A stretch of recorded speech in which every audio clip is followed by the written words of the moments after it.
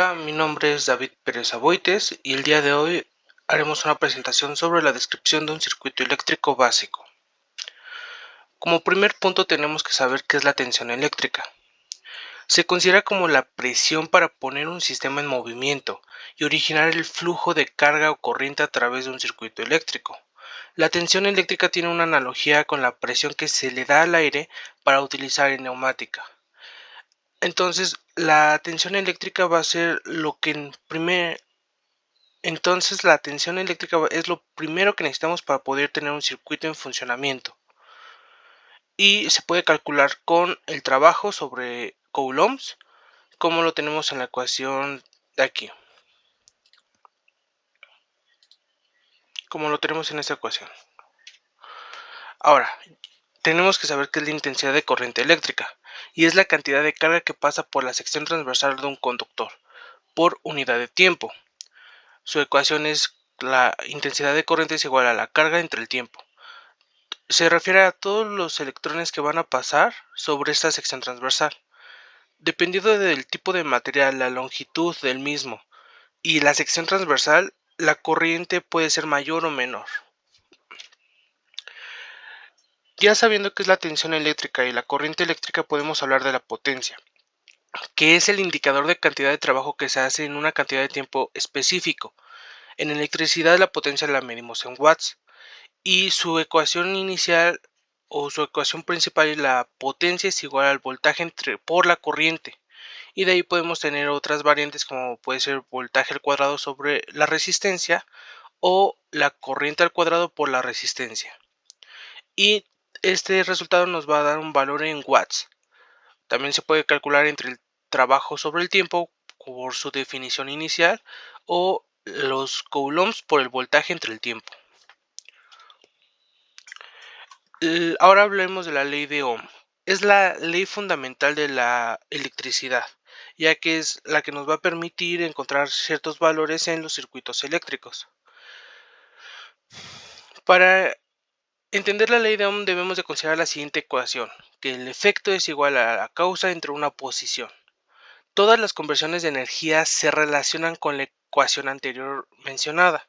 En los circuitos eléctricos el efecto que intentamos establecer es el flujo de corriente, con la causa como el voltaje y la resistencia como la oposición. Como podemos ver en esta imagen, la causa es el voltaje, entonces es el que nos va a permitir hacer la acción. La resistencia es la oposición a este movimiento que va a dar el voltaje, y el amperaje es el resultado, es cuánto va a pasar con la resistencia gracias al empuje del voltaje. Y tenemos esta ecuación que es sustituyendo en efecto causa y oposición, entonces nos queda que la corriente es igual al voltaje entre la resistencia. Despejando de esta ecuación podemos encontrar el voltaje en función de las otras dos variables y la resistencia en función del voltaje y la corriente. La corriente se mide en amperios, el voltaje en volts y la resistencia se mide en ohms. Ya teniendo en cuenta estos principios básicos de los circuitos eléctricos, podemos hablar de cómo se van a formar los circuitos. En primer lugar tenemos los circuitos en serie. Para empezar, un circuito es un número de elementos unidos en puntos terminales, los cuales tienen que proporcionar una trayectoria cerrada por la cual fluye una carga. Como podemos ver, esta trayectoria inicia en este punto, va a pasar por tres resistencias y termina en este punto. Y esa es nuestra trayectoria cerrada. Estos dos símbolos representan la tensión eléctrica que va a poder dar ese empuje a todo nuestro circuito. Ahora, para saber si es un circuito en serie debe cumplir o tiene ciertas condiciones. Para que un circuito esté en serie es que dos elementos puedan estar conectados por uno solo de sus terminales y que no esté conectado un tercer elemento. En estos circuitos la resistencia total es la suma algebraica de todos los elementos de la resistencia en serie. Por ejemplo, aquí tenemos tres resistencias, entonces la resistencia total sería R1 más R2 más R3. Ahora, con referente al voltaje, tenemos que en cada resistencia va a haber una caída de tensión. Entonces la sumatoria de esas caídas de tensiones debe ser la tensión total que nos va a suministrar estas dos generadores de tensión. Y la corriente, como es una malla, va a ser la misma tanto en R1, R2 y R3. La corriente es la misma por estar en serie. Ahora, por el otro lado, en un circuito en paralelo, teniendo la misma definición de que es un circuito, con la condición de que para que un circuito esté en paralelo es que todos sus elementos compartan dos puntos en común. En este caso sería este nodo y este otro nodo. Si se dan cuenta, están conectadas las dos terminales de la resistencia 1 y van a compartir este nodo con la resistencia 2 y la resistencia 3, y la otra terminal de las resistencias va a compartir este otro nodo. La resistencia total aquí no va a ser la suma, sino va a ser el inverso de la suma de los inversos de cada resistencia, como lo tenemos en esta ecuación. Y el voltaje no va a ser una sumatoria, sino que el voltaje va a ser el mismo en cada ramificación que va a caer. Por ejemplo, aquí el voltaje es el mismo, aquí también va a ser el mismo, y en este también va a ser el mismo. A comparación de la corriente, aquí sí se va a dividir y va a ser la sumatoria de cada corriente que se cae en estas ramas, va a ser igual a la corriente total. En este caso sería I1 más I2 más I3 sería igual a la corriente total. Ya teniendo en cuenta cómo son los circuitos, tenemos que hablar de las señales que nos pueden proporcionar o qué tipo de señales podemos tener en algunos circuitos. Para empezar, una señal es un signo, un gesto o cualquier tipo de aviso al usuario, las cuales deben obedecer las convenciones internacionales para que puedan ser interpretadas por cualquier usuario. Cuando se habla de algún circuito, las señales más importantes son las señales eléctricas, las analógicas, las digitales y las informáticas, ya que este tipo de señales nos va a permitir interactuar entre varios sistemas, ya sea un eléctrico con un mecánico o con alguna computadora. Cualquier tipo de sistema se puede interconectar si tenemos un acoplamiento entre una señal y la otra. Y aquí podemos ver cómo una señal analógica va variando en el tiempo y va teniendo diferentes valores. En cambio, una digital va a tener solo valores entre 0 y 1 y van a tener diferentes periodos de activación. Ahora, hablando de los tipos de control, es el proceso de verificar el rendimiento mediante una comparación con los estándares establecidos. ¿A qué nos referimos? Que originalmente podemos tener un circuito ideal que nosotros hemos calculado y hemos obtenido todos sus parámetros. Ahora, en la realidad, ya al armar el circuito podemos hacer esas comparaciones y podemos ver que puede haber pérdidas, puede haber comportamientos que no esperábamos con respecto a nuestros cálculos. Entonces esa es una manera de poder comparar y tener un control.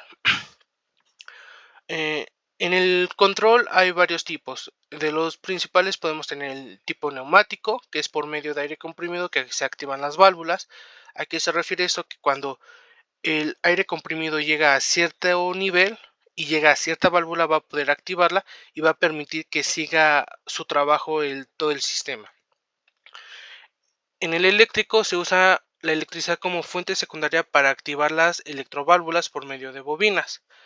Así que cuando nuestro circuito eléctrico cumpla ciertas condiciones, va a activar la electroválvula y va a permitir que el otro circuito continúe su funcionamiento. Y aquí podemos ver cómo es un acoplamiento de un circuito eléctrico a un circuito neumático, por ejemplo.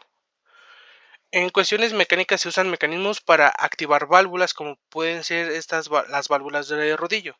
Ya lo revisamos en algunas prácticas donde utilizamos un sistema neumático para activar un pistón de simple efecto, el cual va a activar una válvula de rodillo. Entonces son un sistema mecánico que sería el cilindro de simple efecto con la válvula de rodillo que va a permitir flujo de presión por esa válvula. Entonces ahí también es un acoplamiento. Y la forma manual, que es la que más hemos utilizado, es por medio de botones o palancas que el mismo usuario va a activar para permitir que un sistema continúe su funcionamiento. Ahora podemos ver la simbología y nomenclatura de ciertos símbolos en cuestión de contactos. como lo puede ser contactos normalmente abiertos. Este tipo de contactos en su estado inicial va a tener el flujo cortado. Entonces el circuito eléctrico no va a operar hasta que nosotros presionemos ese contacto. Va a empezar el funcionamiento en ese circuito.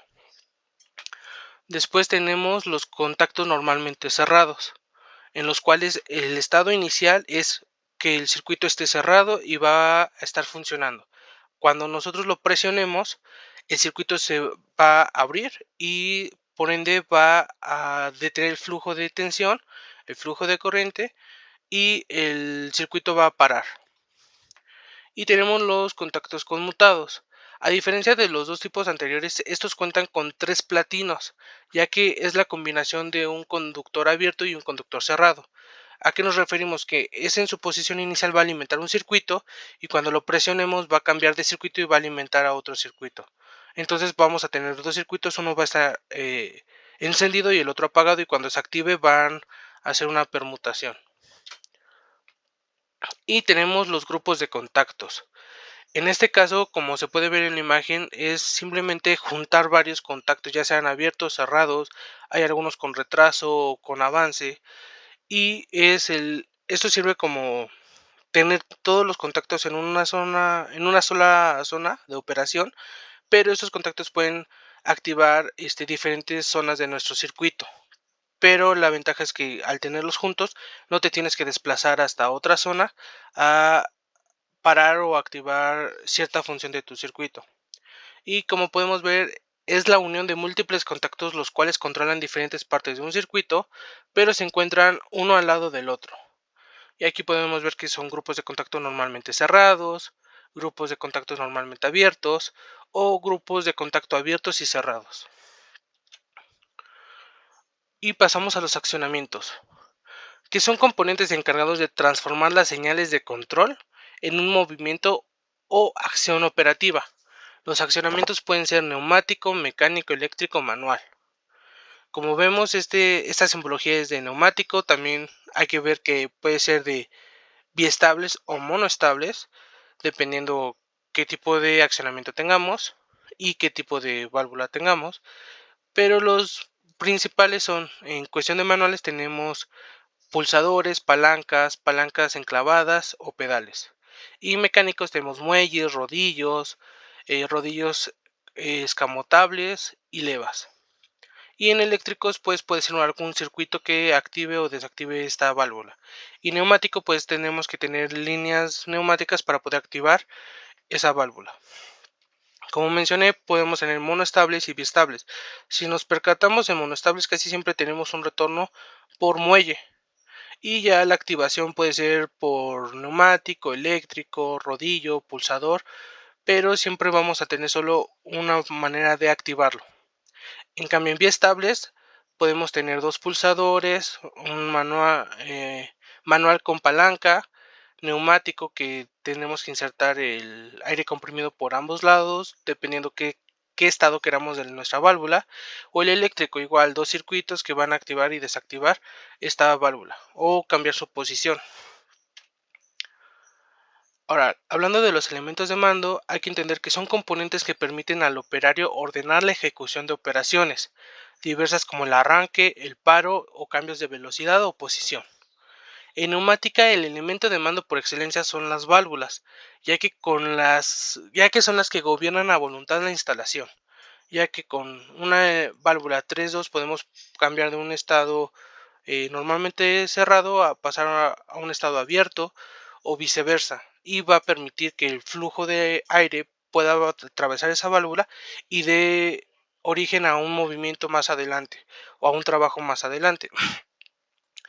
Los ejemplos de elementos de mando pueden ser los pulsadores, interruptores, conmutadores, relés, contactores, relés temporizadores y sensores. Los sensores son los más utilizados en ingeniería, ya que permiten tener, con un circuito eléctrico y un sensor, podemos tomar parámetros, meterlos a un microcontrolador o a un microchip y tomar decisiones para operar el circuito, sin la necesidad de que una persona esté justo al lado del punto de medición y pueda tener algún accidente. Ahora, con esta información que pueden salir de los circuitos y de los elementos de mando, podemos tener funciones lógicas, las cuales nos van a permitir darle el sentido a nuestro circuito. ¿A qué me refiero? Que una función lógica es una expresión matemática que evalúa cuando una variable lógica toma el valor lógico verdadero en función de otras variables lógicas, como lo son la función si, la not y la and. La función si, también conocida como buffer, entra un valor en la entrada de la función lógica y va a salir el mismo valor. En este caso podemos ver que entra un 0, sale un 0. Entra un 1, sale un 1. En comparación a la not, lo que va a hacer es, si entra un 0, lo va a cambiar por un 1. Y si entra un 1, lo va a cambiar por un 0, como lo podemos ver aquí.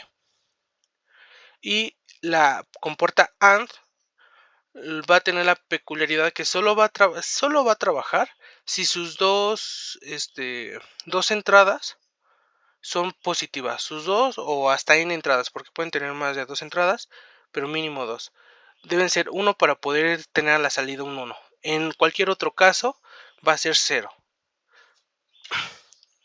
Y por ejemplo, con las compuertas AND podemos tener una condición de trabajo que el operario debe tener dos pulsadores activados al mismo tiempo que están lejos de cualquier alcance a su cuerpo, y solo cuando tenga los dos pulsadores activados, eso significa que va a estar seguro en una zona y va a poder activar el sistema. O podemos tenerlo en dos cuartos diferentes, se activa la compuerta AND y ya empieza a trabajar nuestro sistema. Ahora podemos hablar de las compuertas OR. Las compuertas OR solo van a trabajar con cualquiera de sus entradas sea un 1. Puedes tener 1 y 0 y va a trabajar. Puedes tener 1, 1 y va a trabajar. El único caso en el cual no va a trabajar es cuando ambas sean 0, 0. Ese es el único caso donde no trabajaría. Y las XOR es una peculiaridad porque solo va a trabajar cuando solo una de sus compuertas sea un 1. Cuando sean todas 0, 0 o todas 1, 1, no va a trabajar. Y lo podemos ver aquí en su tabla de verdad. Ahora, también hay que recordar que todas estas funciones se pueden negar, dando origen a nuevas funciones lógicas como podría ser la NAND o la NOR, y van a tener funcionalidad dependiendo de nuestras decisiones a la hora de operar los circuitos. Y por último, aquí tenemos un diagrama eléctrico de un circuito de alarma contra incendios, y hay que entender que un diagrama eléctrico es la representación gráfica fiel de un circuito eléctrico, ya que allí están reflejadas todas las conexiones del sistema, los componentes, de qué color y calibre son los cables a las señales de cada terminal. En este ejemplo podemos tener un N515, que es un contador. Tenemos transistores, tenemos resistencias, tenemos bocina, tenemos la tierra, tenemos la alimentación, tenemos diodos, termistores, capacitores, que aquí hay de dos tipos, los electrolíticos y los cerámicos, y podemos ver que va a representar cómo está la conexión, el sentido de su conexión. Por ejemplo, aquí los diodos, que deben de tener una polarización correcta para poder funcionar de la manera esperada, y los valores de cada resistencia para poder saber cómo y qué resistencia conectar, para que si en algún caso hay algún fallo, la persona que lo esté viendo pueda localizar o pueda hacer un análisis matemático y ver dónde puede estar la falla. También entre transistores podemos ver que hay diferencias entre las flechitas, que puede ser un NPN o PNP, y la tierra. Y eso sería todo. Gracias por su atención.